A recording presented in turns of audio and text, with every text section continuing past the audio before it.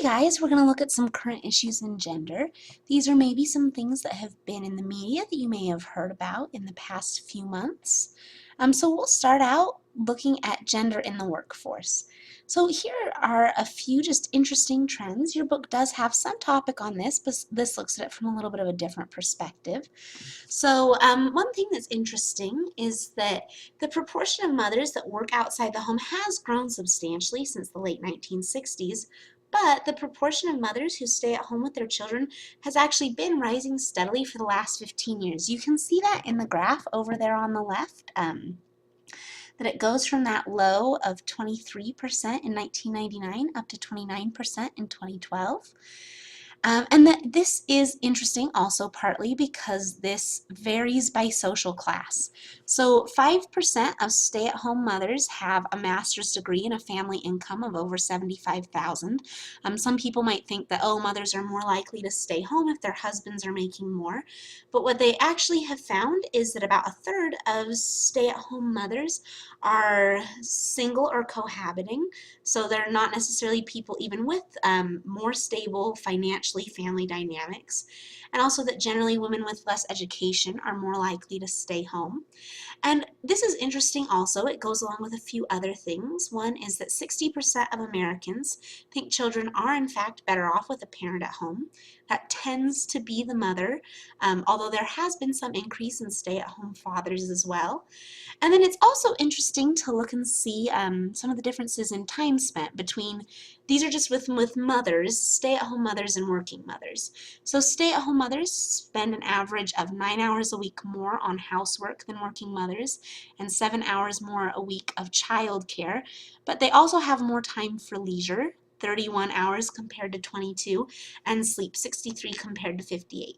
And part of that is because if you are a working mother, you're going to try to come home and prioritize as much as you can with trying to spend time with your children or take care of your house, and you take that trade-off with your leisure and your sleep time.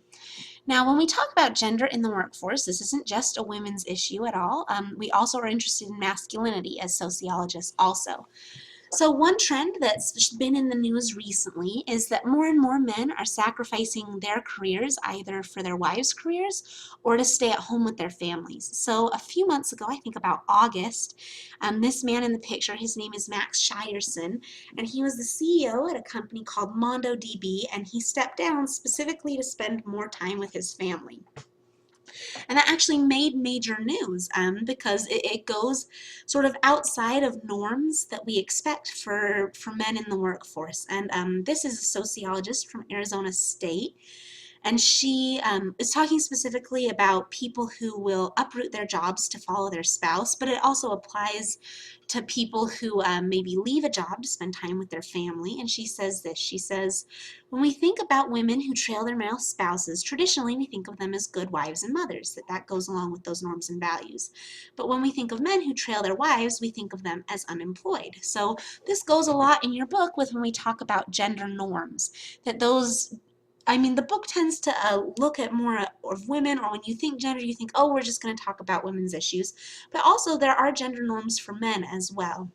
So one of the things that goes along with that is that over the past about 50 years, there's been changing definitions of masculinity, particularly in response to what it means to be masculine as it relates to spending time with your family. So since the 1970s, husbands have doubled their housework and tripled the amount of time with their children.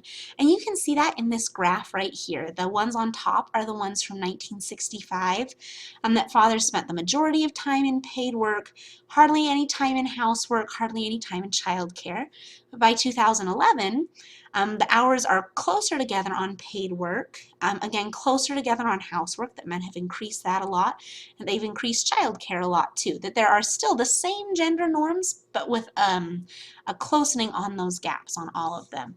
And then this article it's an interview, I guess, actually with an author of a book called Marriage: A History. And this is really interesting because I think it shows what happens when you go up against a gender norm. And she says, back in the 1970s, women reported much higher levels of work-family conflict than men did. Today, men report higher levels of work-family conflict than women do. Employers are not willing to accommodate men very much. They get teased, they get harassed, they get denied promotions. But the good news is that men really want to spend more time with their families. And I like that quote because it shows that as much as we think about gender and work, that it really is an issue for everyone. It's just a different issue depending on what your gender is. So here's another one that I think is fun for us to look at, and that is gender and college majors. So this information comes from NPR and the Department of Education, and it's looking at the representation of genders in different college majors. So think about your own major. Think about if you see a lot of women in your major or a lot of men in your major, if you are part of that majority or not. So here we see computer science and engineering are mostly men. The percent of women is around 20% for both, whereas the percent of women across all majors is about 56, 57%. So they're underrepresented there, and men are statistically overrepresented. We then look, though, in contrast at health, education, and social work, and these are mostly women. And by health, they mean, it says down here, health administration, pre-med, pharmacy, and physical therapy. All of these four majors are between 75 and 80% female. And then we look at three more sets of majors. And we see that many of them are evenly split, that math and science particularly are about either 40-60 or 50-50. They're really pretty close. Business is also just about an even split.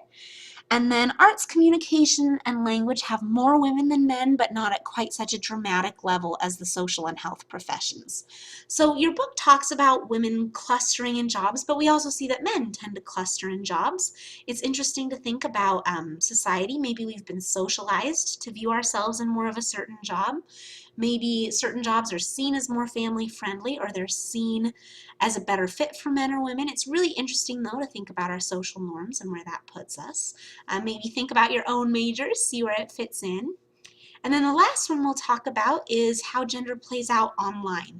So the recent headline was with something called Gamergate, and a feminist gaming blogger ended up having to cancel a speaking engagement because she was getting constant death threats, constant rape threats, and several other prominent women who are involved in gaming online mentioned that they also consistently get that kind of threats or treated really poorly online. So this study down here is from the American Trends panel through Pew Social Research, and it talks about how different online areas can be different levels of welcoming for men and women. Now, most people said that they were about equally welcoming, but you can see that online gaming, 44% said that that was more welcoming to men, and only 3% said it's more welcoming to women, which is especially noticeable if you compare it to these other ones.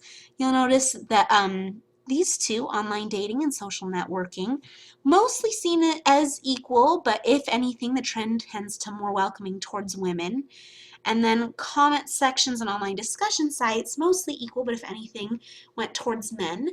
Think about your own website usage. Do you think that your gender influences the ones that you go to regularly? Do you think it influences how you're treated when you're there?